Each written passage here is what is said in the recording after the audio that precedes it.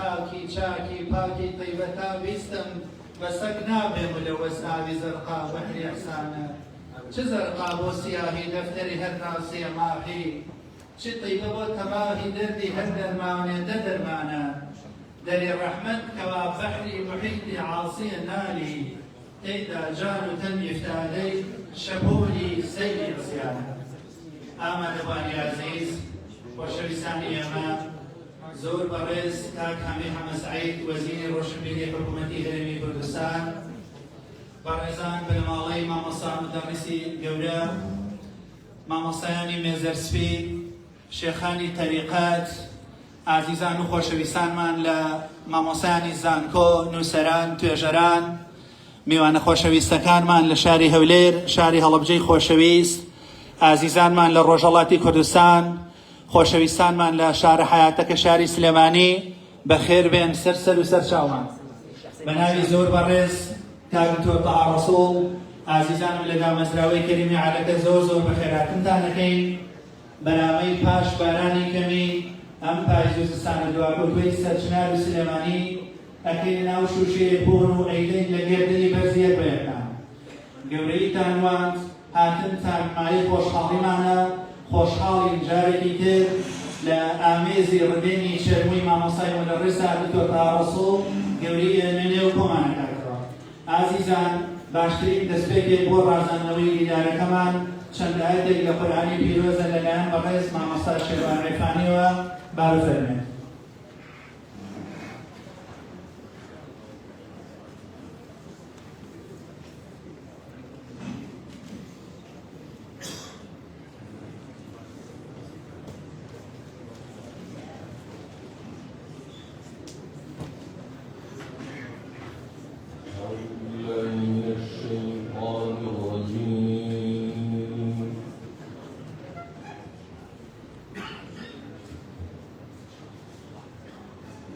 بسم الله الرحمن الرحيم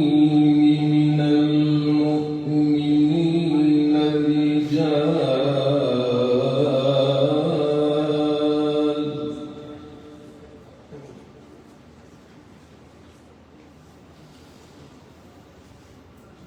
من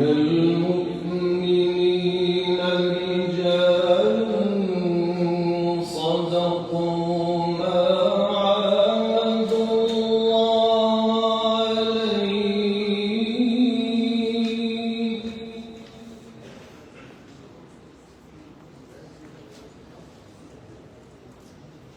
فمنهم من قضى نحبه ومنهم من ينتظر وما بدلوا تبديلا.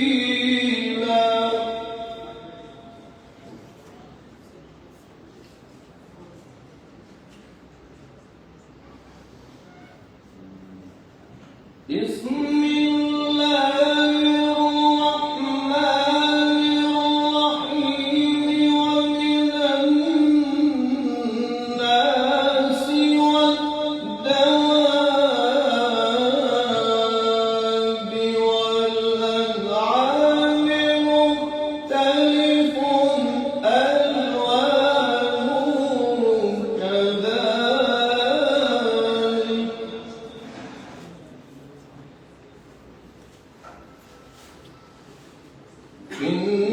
إنما يخشى الله من عباده العلماء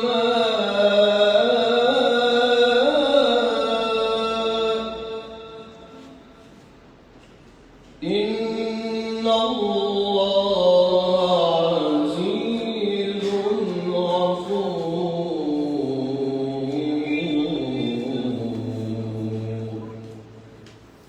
صدق الله العظيم.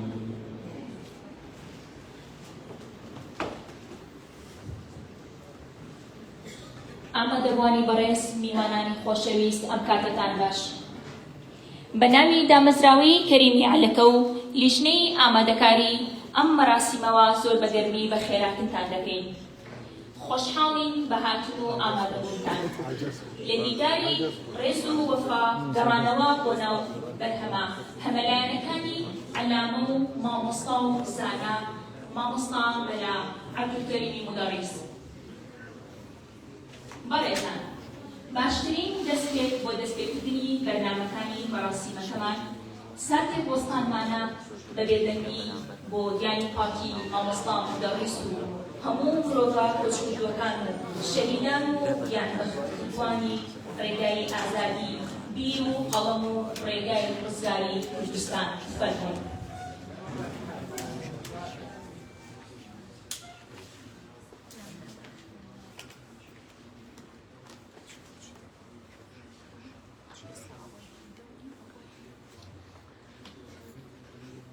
زۆر سوپاس. فەرمووی دانیشن.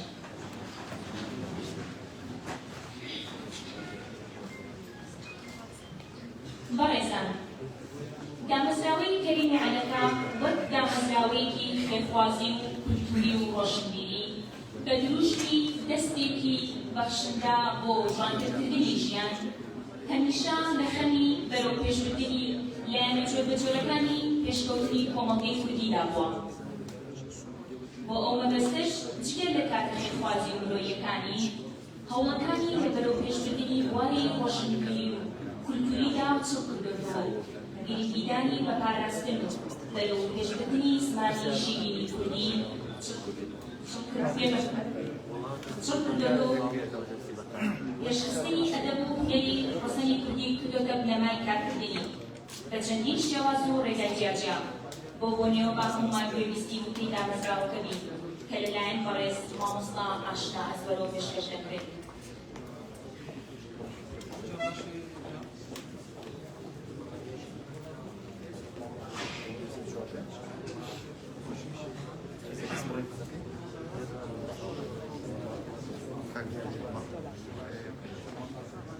ئامادەبوانی بەڕێز میوانان خۆشەویست کاتتان باش بەخێر بێت سەرچاوێتەوە. بە ناوی دامەزراوەی کەریمی عەلەکەوە زۆر بەگەرمی بەخێرهاتنتان دەکەین بەخێر بێن بۆ بەڕێوەچوونی دیداری مامۆستا و دانا و زانای گەورەی گەلەکەمان مامۆستا مەلا عەبدولکەریمی مدەڕیس. بەڕێزان، دامەزراوەی کەریمی عەلەکە لە ساڵی 2019 لەسەر دەستی کەسایەتی نەتەوەیی و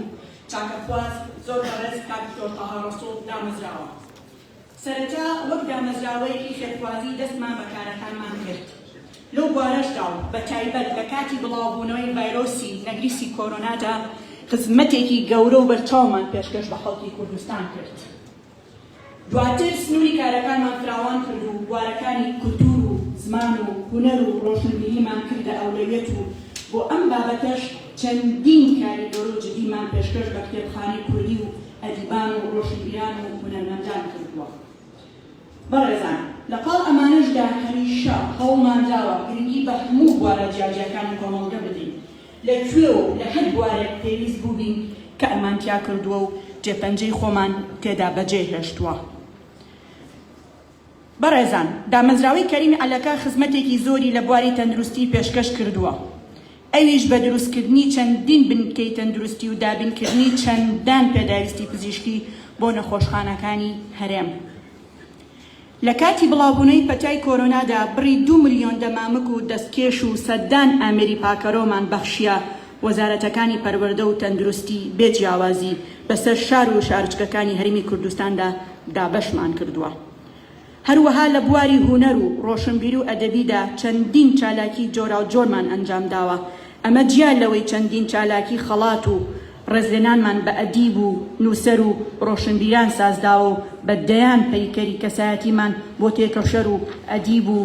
هونەرمەندان و ڕۆشنبیران دروست کردو و بەبێ جیاوازی لە شار و شارۆچکەکانی هەرێمی کوردستان و لە شوێنە شیاوەکاندا داماناون و لە ئێستاشدا چەندین پەیکەری دیکەشمان لەژێر کارکردندایە. ئەزیزان، لە بواری چاپ و بڵاوکردنەوەشدا بە هاوکاری لەگەڵ دەستگای ڕۆشنبیری جەمال ئیرفان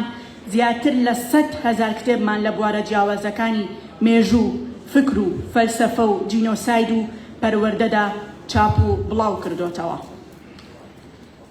هەروەها چەندین گۆڤاری وەرزی لە بوارە جیاوازەکاندا بڵاو دەکەنەوە، لەوانە گۆڤاری وەرزی زمان و زار و وانەر و وانیار و واران و چەندانی دیکە.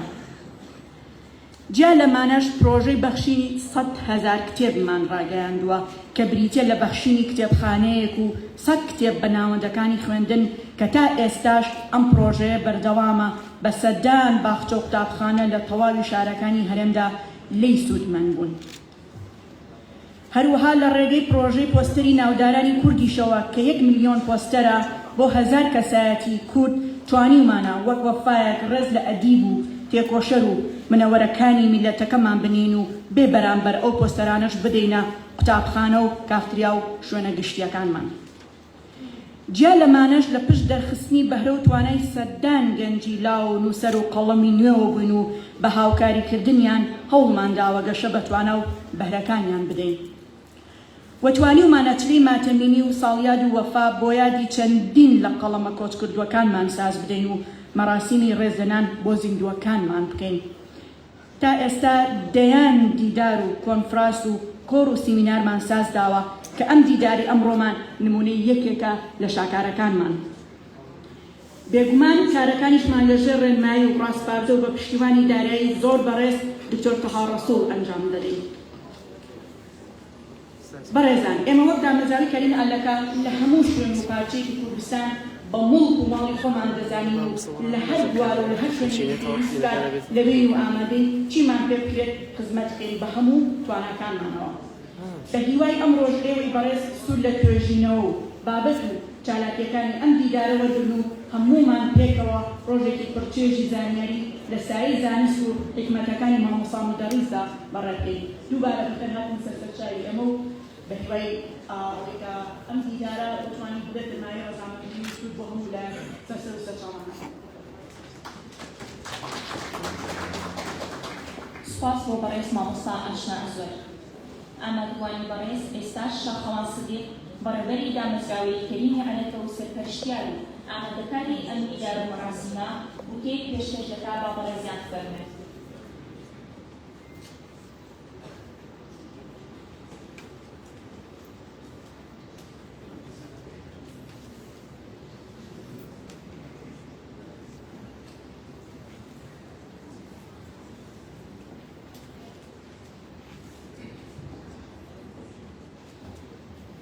زۆر شت هەن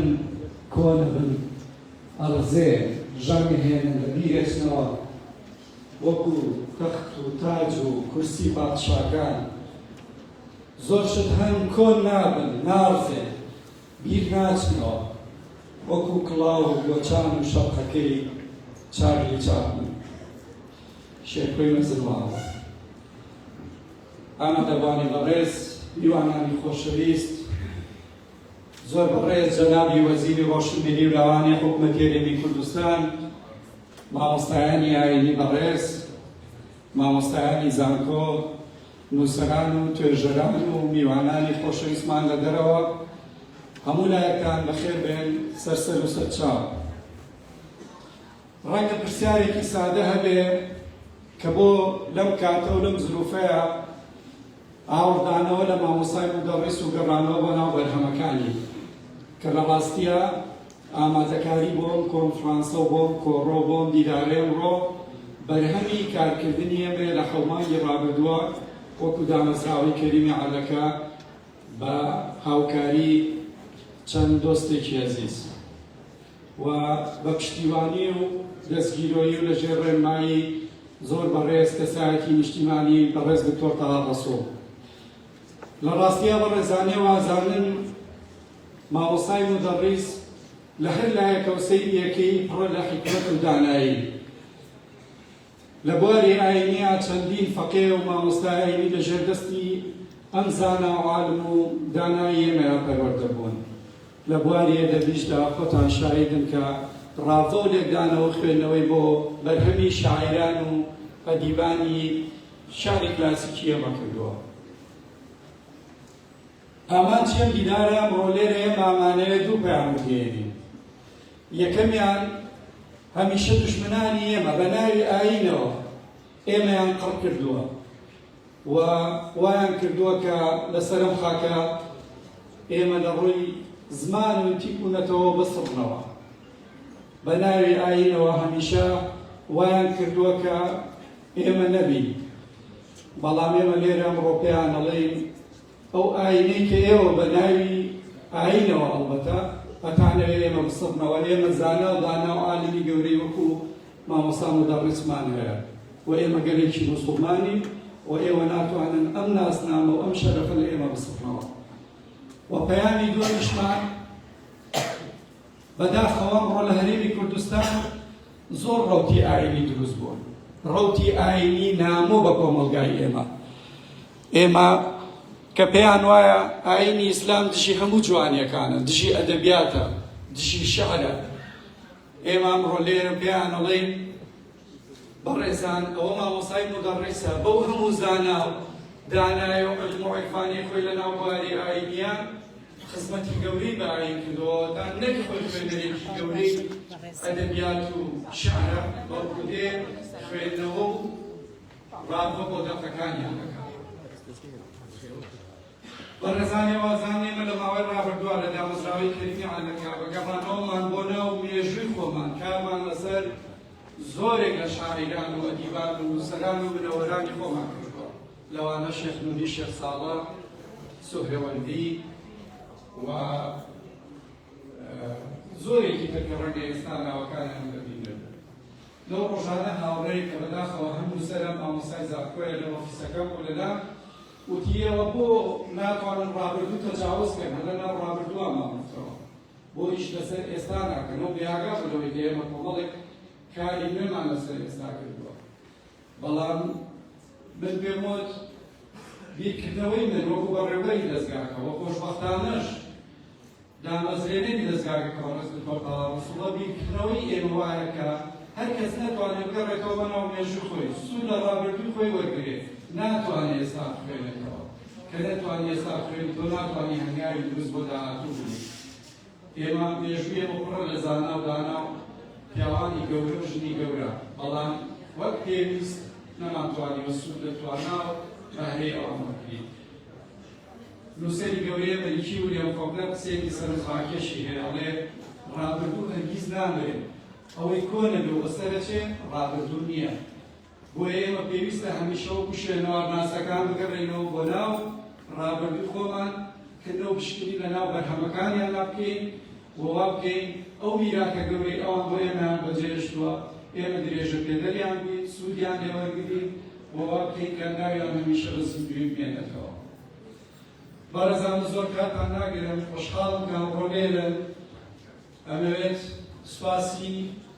زۆر بەڕێزتۆ داڕەسڵ بکەم کە پشتیوان و قەڵایەکی گەورەی ئێمەیە بەبێ بوونیەوە ناتوانین ئەم کارانە بکەین. بە سوپاسی هاوڕێ و هاوکاری عەزیزم کاک سۆی فاروق بکەم کە بەبێ بوونی ئەویش من بەتەنیا ناتوانەوە کارانە بکەم. سوپاسی توێژەر بەڕێزەکانەکەم کە گەورەییانەوان ماوەی 6 مانگی ڕابردوو کاتی خۆیان تەخان کرد بۆ نووسینی توێژینەوەکانیان و بەشدار بوون لەم دیدارە لەگەڵمانە. سوپاسی کەنەوەکانی ڕاگەیاندنەکە کە هەمیشە هاوکاری ئێمە لە گواستنەوەی ئەم کار و چالاکیانەیە. پێم خۆشە لێرەشەوەتان پێ بڵێم کە کارەکانی داهاتوومان پێکهاتووە لە دیداری ئەدەبی زارێکی گەڕانەوە بۆ ناو ئەفسانە و فۆلکلۆر لە یەکی مانگی دووی ئەم ساڵ لەگەڵ زانکۆی سەلاحەدین بە هاوبەشی لە شاری هەولێر و لە مانگی پێنجی ئەم ساڵ دیدارێکی گەورەی نێودەوڵەتیمان هەیە و دامەزراوەی کەریمی عەلەکە لەسەر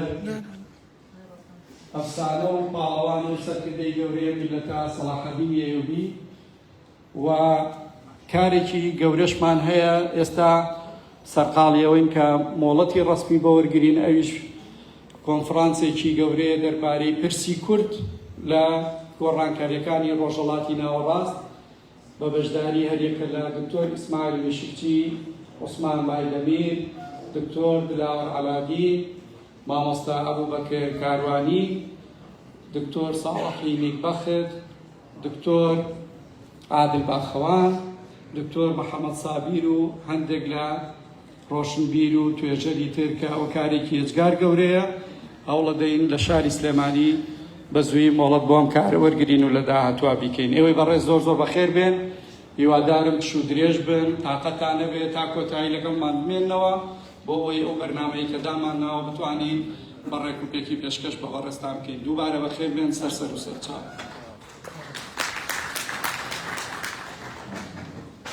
سپاس بۆ بەڕێز شاخەوان سدیق بەڕێدەری دامەزراوەی کەریمی عەلەکە بۆ پێشکەشکردنی وتەکەی.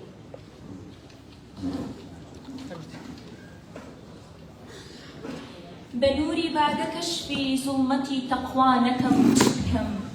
بە شەمعێکی وەها چاری شەوێکی وا نەکەم چ بکەم.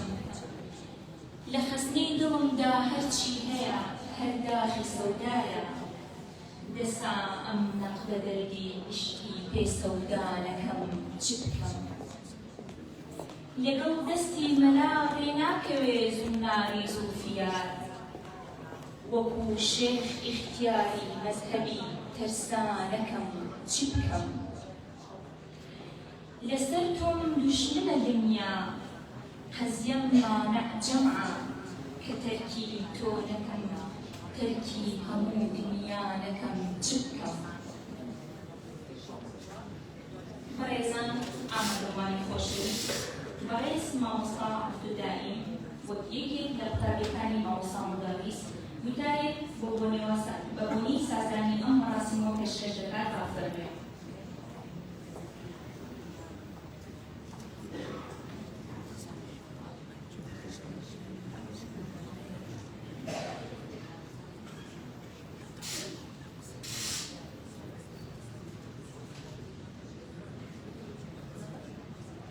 بسم الله الحمد لله والصلاة والسلام على رسول الله صلى الله عليه وسلم. زوج وسواس وأمر مزدوجان أمرهماني للسرخواني خالداني دولة مداني مواصل مدرس كتب دراسي أمره لخزر مواصل مدرسة أما رسالة كشف وكي مواصل كي هم دابين بيشتغل حتى المسار إخواني مواصل دانشتوي هي كمان دلائل ودسوشة كمان لكشفوكي مواصل مدرس أولاني كشفوك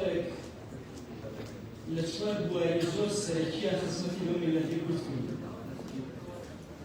بواي يكون بواي أيمن لجنة معروفة يكما كان لجاني مواصل مدرسة أين زور دولة كمواصل مدرس ممكن قلامي نيمسيوه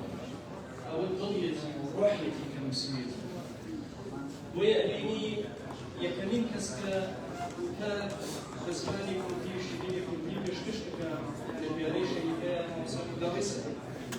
يكمين كسكا كتير وكرفوكي من علم القرآن أو يسمى موصل مدرسة يكمين كسكا فرفوكي من علم حديثة أو يسمى موصل مدرسة هكذا أنا يكون كسيت تفسير القرآن بزماني عربي بزماني شيء يسمى موصل مدرسة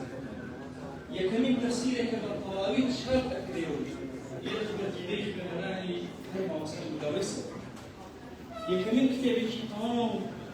لشرع الزانية لفقه مذهب الإمام الشافعي هرما وصل مدرسة ما وصل مدرسة كان لبواري أين الزور جولا تنها لو أنها كتاب كان مسيويتي بلكو لو كتاب الزندواني كدروس لكردوها همو زمانك وفاتك دوزور شد بجئ هذا هندي كان تنها كتابي مستراو بجئ هذا هندي كان كتابي زندو فقيه بجئ هذا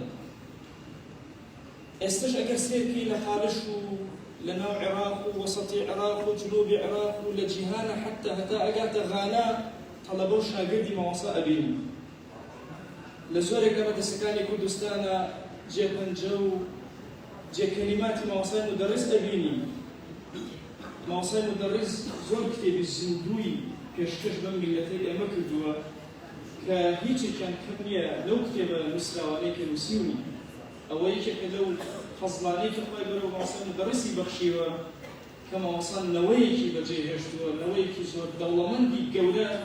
قرنا علم زامستو معرفة دين دايكي راستو خواناسانا لبواري أدبا جوهم مواصل مدرس زور خزمتي كيو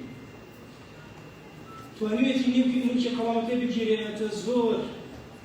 لەو شاعرە گەورانەی میلەتی کورد کە ئەو خزمەتێکی زۆر گەورەی پێکردن و بە جیلی دوای خۆی ناسان ئەکرێ بڵێ مامۆستا مدەرس کردێکی زۆر گەورەیە بۆ ناساندنی زەمانێک بە زەمانێکی تر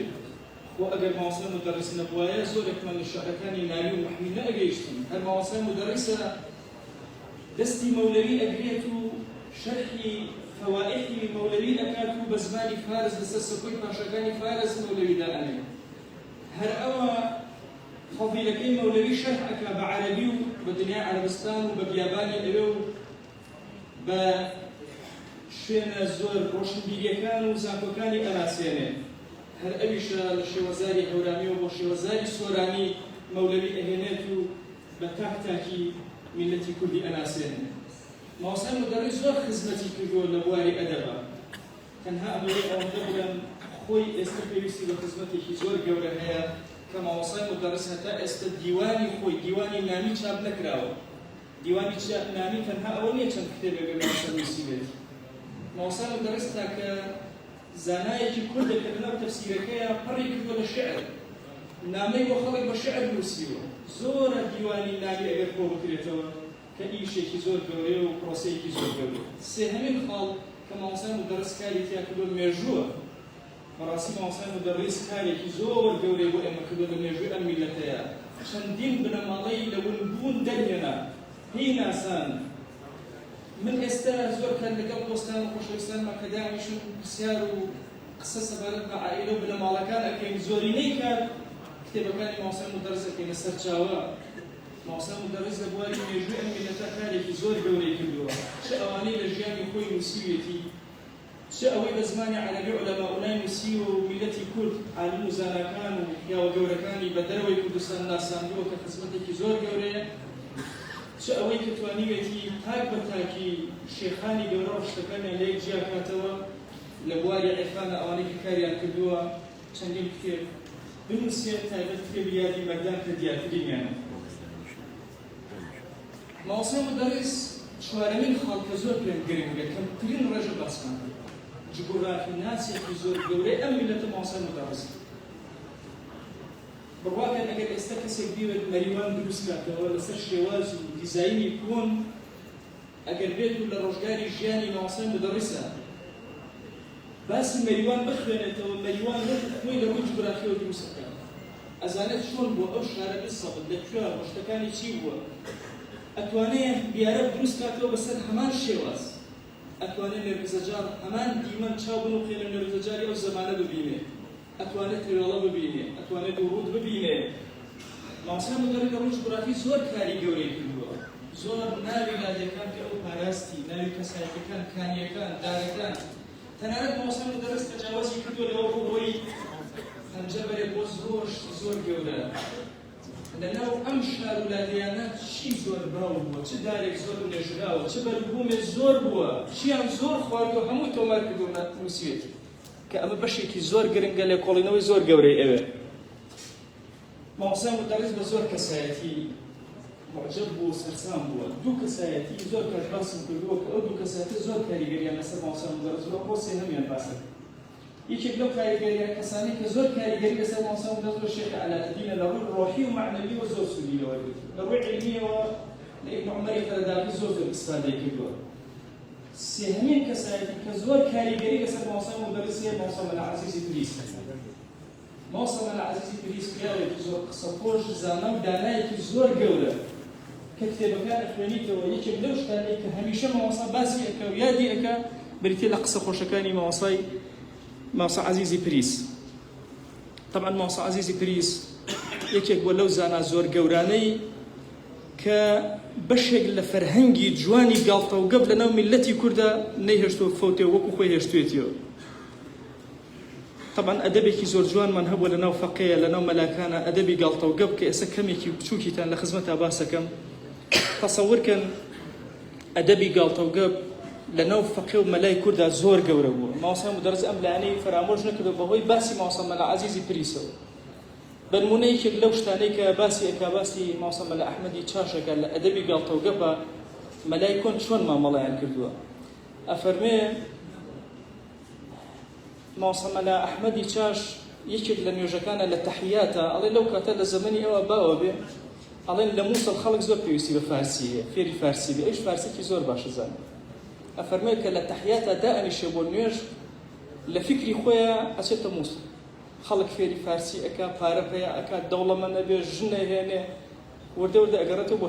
چاش لە منطقەی پێنجوێنە ماسای مدەرزە فەرمێ زۆرێک خەڵکی ئەو منطقە ئیسفادەیان لە ماسە مەلا ئەحمەدی چاش کردو معلمێکی زۆر گەورە بوو ئەفەرمێ لەو کاتە کە هێتەوە ئەڵێ وەڵڵا ئێستا بەم ژنەوە بەم شەوە نیوەشەوە خۆم بکەم ماڵی باوکو دایکە ناکرێت ئەڵێ لە خوار ئاوایەکەوە شوێنێکە بێڵە وەڵا با لەم شوێنە لا بەم ئیسراحەتێ بکەم اینجا دوایی تا بەرەبەیان ئەڵێ لە خەیاڵی خۆی ئەچێتە ئەو شوێنە لە سۆزێکی ئەویندارانەی زۆر گەورەیە گوێی لێ ئەبێ ئەسسەلامو عەلەیکم وەڕەحمەت الله وبەرەکاتو ڕائەسڵە کەسێکە مەوەساڵ تەحیاتی تەواو سەلامی دایە ئەم وێنە جوانە بە پشکێکی زۆر جوان ماوەسای مدەرس ئەهێنێ نەقڵیەکە لە ڕۆژگاری ژیانەوە بۆ ئێمە کە بەشێکە لەگەڵ تەوگەپی ناو فەقێکان و ماوەسای چاش هەموو جارە خۆی ئەیگێڕێتەوە ماوەسانی تر پێ ئەکەن ماوەسا مەلا عەزیزی پریس نکتەی زۆر زۆرە لە کتێبەکانی ماوەسای مدەرسە بەشێکی زۆر جوانە دوون لە نکتەکان لە خزمەتانە عەرزە یەکەمین دانیان عادەتی فەقی جاران ئاوا بۆ کە کۆبوونەتەوە ماوەسایانی ئاینیش و توانە ئادەی وشەیە بڵێ بە فڵانە حرف دەست پێ بکە فڵانە پی دەست پێ بکە ئەفەرمێ لە مزگەوتی پادشا هەمومان کۆبووینەوە لە هەڵەبجە وتیان ئادەی دەست پێ بکەن ئەڵێ مەجلسەکە زۆر گەورە بوو کەلیمەیەک بڵێن وشەیەک بڵێن ئەو شتە ئەخۆم بە کاف دەست پێ بکە ئەڵێ یەکێوتی کەوەری یەکێوتی کەرەوز یەکێوتی کاڵک ئیتر ئەڵێ هەموو کافەکانیان بەکارهێنا ئەڵێ گەشتە سەرەی ماوەسا مەلا عەزیزی پریس فەرمووی کەرە خۆم ئەڵێ هەموویان دەسەگە پێکەوتیان قوربان کەر ناکورێت فەرمووی لە ناعیلاجیە هیچ کەلیمەیە نەماوە لە ناعیلاجیە کەریش ئەخورێت ئەفەرموویەکی تر لە نوکتەکانی ئەفەرمووی جارێک لەگەڵ فەقێکانە تەشریفی چوە دەرەوە ئەفەرمێ فەقێکان لە باخێک بوون بەر ئەویش چوە باخی ئەو بەرەوە فەرمێ لە باخی ئەو بەرەوە لەگەڵ گوێ درێژێکە وەستا بوو ماوەسا قسەی ئەکرد ئەڵێ دەستی ڕائەوەشان فەقێکانیش لەو بەرەوە ئەیان بینی ئەڵێ دواتر کە گەڕایە وتیان ماوەسا قوربان ئەوە تۆ چیت ئەکرد چیت ئەوت لەگەڵ ئەو گوێ درێژاوە قسەت ئەکرد فەرمی وەڵا ئەوە گلەی لێ کردم تۆزێ دڵم دایەوە تیان چۆن دڵت دایەوە فەرمی وەڵی ئەوە گلەی لێ کردم فڵانە فەقێ وەرگرتووە لە من کەرترە من وەرنەگرت تەسەوور کەن یعنی ماوەسای مدەرس ئەمانە هەر هەمووی بۆ ئێمە نەقڵەکە بەشێکە لە فەرهەنگ ئەمە بەشێکی زۆر گەورەیە لە زەمانێک بۆ زەمانێک تر بڕواکەن ئێستا زەمانێکی زۆر وشکیە پێغەمبەرگیان صلی الله عليه وآله وسلم فەرمێ لا خەیڕ في من لا يألف ولا يؤلف خير لو ئیمانداران نییە کە نە خەڵک پێوەی بلکێ نە بە خەڵکەوە بلکێ ماوەسای مدەرس ئەمەوێ لە خزمەتتانە بڵێم کە شکۆڵەکەی پڕە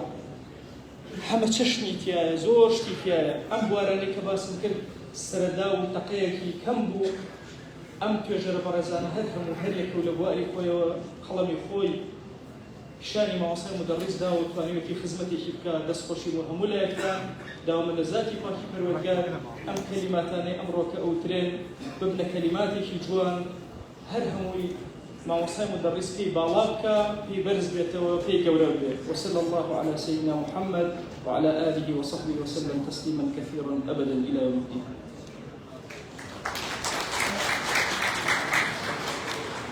سپاس بۆ مامۆستای بەڕێز بۆ پێشکەشکردنی وتارەکەی. ئێستاش خەڵاتی دامەزراوەی کەریمی عەلەکە دەدرێتە بنەماڵەی مامۆستا مدەڕیس. داوا لە زۆر بەڕێز وەزیری ڕۆشنبیری حکوومەتی هەرێمی کوردستان دەکەین بفەرمێت بۆ پێشکەشکردنی خەڵات. و داوا لە خەرت و عەتیا کچی مامۆستا مدەڕیس وەک نوێنەری بنەماڵە دەکەین بفەرمێت بۆ وەرگرتنی خەڵات.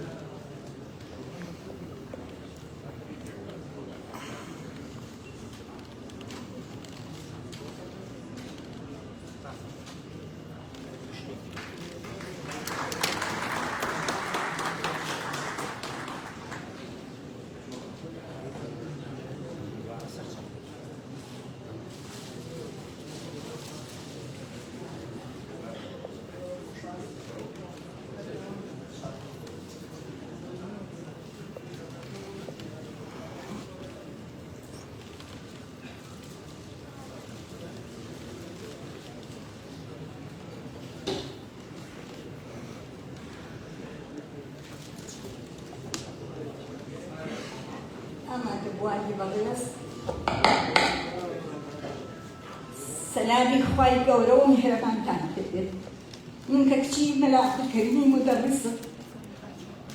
لە خێراتنی هەموو لایەکەکانگای تۆ بوو ئەو بە خێراتنە بە گوێرەی خزمەتەکەی باوکو بوو کە لە مەجای ئاینی و ئەدەبی و ڕۆشنبیری و هەمووش مەجالەکانی کە کردی وەگەری کورد و کوردستان زۆر زۆر زۆر سوپاسی هەموو لایەکەکەم سوپاسی دامەزراوی عەلەکە و کاک دکتۆر تەها ئەەکەم کە هەستان بەم کۆڕە جوانە کە یعنی بە تەسەووری خۆم زۆر زۆر زۆر دڵخۆش و زۆر پێزانینی خۆم و دەرەبڕم بەرامبەر ئەم ئیشە جوانە کە کردوویانە. مەمنونتانم زۆر سوپاس بوو. هیوادارم ئەم کۆڕە تەنیا بۆ باوکم نەبێت. کەسانی داهاتوو ڕابردوویش کە وەکو جدی مەجهولێک وەکو یعنی خزمەتی گەلی کوردیان کردووە چاویان لەوانەش بێت چونکە ئێمە بەس باوکممان مەقسەد نییە. باوکم هیچی بۆ ئەوە نەکردووە ئافرەتنی لێ بکرێت پاداشتی بێتەوە بەڵام ئەمە سەربەرزیە بۆ ئێمە. ئەمە لەم کاتە سەربەرزیە من هەرچەندێکم ناتوانم قسە بکەم. دەستان خۆش بێ و یەخوا بەخێر بێن و سەر چاوەکانم هاتن و جارێکی کەش ڕێزم هەیە بۆ ئەم دامەزراوە و بۆ جەنابی وەزیری ڕۆشنبیریش کە خەواتی ڕێزلێنانی پێشکەش بۆ باوکم کرد و مەمنونم زۆر سوپاس بۆ هەموو لایەکتان. دەستێت هەر گەشتی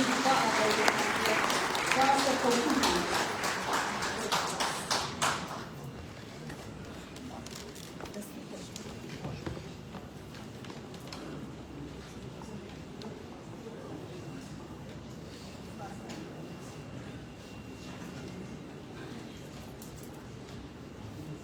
بەڕێزان، ئێستاش بەرنامەی پێشکەشکردنی توێژینەوە و زانستیەکانی ئیدارەکەمان دەست پێ دەکەین و من مایکەکە بۆ هاوکاری بەڕێزم سوێد فاروق جێدێڵم و بۆ بەڕێوەبردننی پانێڵی یەکەم با بفەرمێت.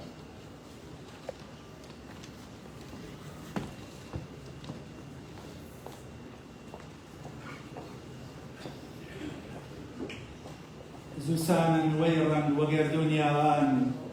گێژیای لولگێش کرێڵەی کاوان بەناباشی گۆچ بەرزە دیاران سفیدکاریش کرد تاقچەی وەڵاران چ شیرین زەڕگەر تۆفە هەوای سەر گۆشوارن نەگۆشنە و نەمامان کرد پەینیگای باڵای مەحبوب بێگەرد یەک ئای نەگرت چەند شاشێ و ئاوت ئازیزان دووبارە بەخێر بێنەپانەوە یەکەمان دەست پێەکەی توێژینەوەی یەکەمان دکتۆر محەممەد عەبدوڵڵا پێنجۆگی پێشکەشیەکان بە ناوی مامۆستای مدەڕێز وەک دەرچووی پەژەکانی کوردستان داوا لە دکتۆری بەڕێزەکان بفەرمێت. توێژینەوەی دووەممان مامۆستا جەمیل فاروقی گەورەی نواندووە لە ڕۆژهەڵاتی کوردستانەوە هاتووە. توێژینەوەی پێشکەشەکە بە ناونیشانی